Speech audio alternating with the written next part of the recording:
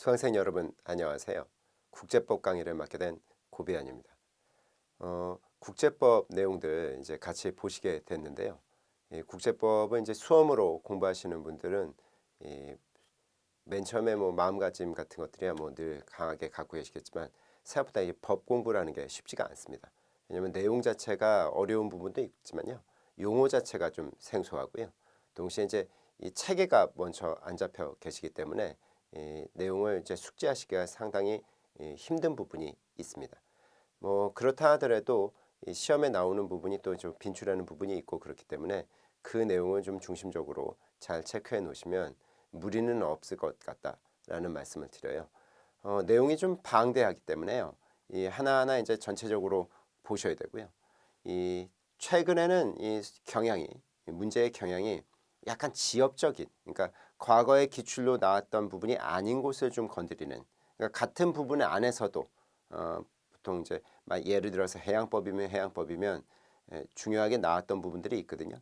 근데 그 부분은 이외의 어떤 다른 내용, 그러니까 해양법 안에서도 이제 좀 지역적인 내용들, 이런 걸 이제 문제로 제출제하는 그런 경향을 보여주고 있기 때문에 좀 넓게, 그러니까 뭐냐면 좀 너무 깊게 아실 필요까지는 없고 다양한 내용을 좀 넓게 알아두시는 게 좀 좋다. 약간 상식 차원에서 내용들 같은 것도 상당히 많이 알아두시면 좋고, 이런 식의 공부 방식을 택하셔야 됩니다. 그래서 너무 막 깊숙하게 들어가서 하실 게 아니라 하나하나 내용 보시면 이거는 이런 내용들이 있었지, 이거는 이런 내용이 있지, 이 정도로만 이해하시도록 하고, 그다음에 체계를 잡는 게 중요하세요. 체계를 잡는다는 게 이 목차를 중심으로 해서 이해하시는 게 매우 좋습니다. 그러니까 어떤 부분은 나오면 이거는 어느 부분의 목차야, 뭐 이렇게 내용을 아셔야 되는 겁니다. 방금 전에 예를 들었던 해양법 같으면 이게 국제법의 객체라는 부분에 있는 바다나 무슨 강이나 이런 거에 대해서 대체로 이제 운항한다거나 아니면 때로는 이제 최근에는 이제 자원의 개발 이런 부분과 관련이 있구나. 그다음에 이게 환경 오염 부분과도 연관성이 있을 수 있겠구나. 이런 식으로 해서 이제 그걸 어떤 주제를 보시면 어느 부분쯤에서 나오는 것이다. 이런 걸 이제 체크해 두시는 형태로 공부하시면 좋겠어요. 그럼 뭐 오늘 첫 번째 시간 얘기를 이제 들어가야 될 것 같은데요. 오늘 말씀드릴 곳은 이제 국제법의 의의다라고 해서 이제 국제법에 대한 이제 일반적인 뭐 학자들의 이야기나 아니면 이제 국제법이 다루는 총괄적인 얘기들, 이런 거를 중심적으로 말씀을 드리도록 하겠습니다. 그러면 뭐 내용 하나씩 보시면서 같이 이해하도록 하죠. 국제법의 의의인데요. 국제법이라는 게 무엇이냐? 그러면 먼저 개념을 좀 말씀드려야 됩니다.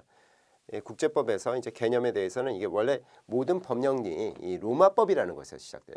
현실적으로 이제 우리가 보는 법이라는 게 뭐 우리가 이제 국제법이야 뭐 우리나라와 이제 다른 나라와의 관계, 또는 우리나라와 어떤 다른 국제 기구 뭐 유엔 같은 이런 거와 이제 관계, 이런 것들도 다 총괄하는 법이지만 기본적으로 우리나라 국내법만 놓고 봐도 솔직히 이제 우리나라의 현재 지금 사용하고 있는 법 체계는 다 유럽법에서 온 거거든요. 그럼 유럽법의 기원이 어디냐? 그러면 뭐 더 깊숙이 들어갈 수도 있겠지만 보통 이 로마법이라고 봐요. 로마 시대 때 만들어졌던 이 법령이 매우 정교하게 잘 만들어져 있었기 때문에 그때 사실상 그런 로마법 때부터 거의 성문법을 많이 사용했기 때문에, 그래서 이때 얘기들이 먼저 나오게 되는데요. 이 로마법에서는 유스 겐티움이라는 개념, 만민법과 유스 시빌리, 이래서 시민법이라는 개념이 있었어요.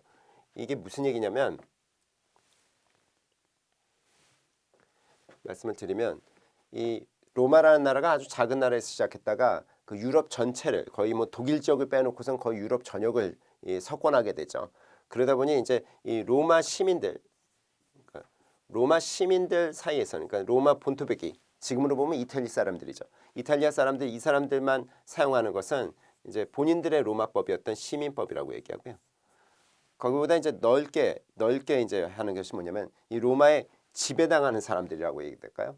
복속된 무슨 프랑스 사람, 그때는 이제 갈리아라고 해서 가을족이 고을족이라고 불렀는데 그쪽이나 이제 영국까지도 갔었거든요. 그래서 영국 사람들, 켈트족이라고 당시엔 했었고, 뭐 그다음에 뭐 남은 뭐 그리스 지역이나 뭐 이제 북아프리카 지역, 뭐 이런 식으로 해서 이 로마에 지배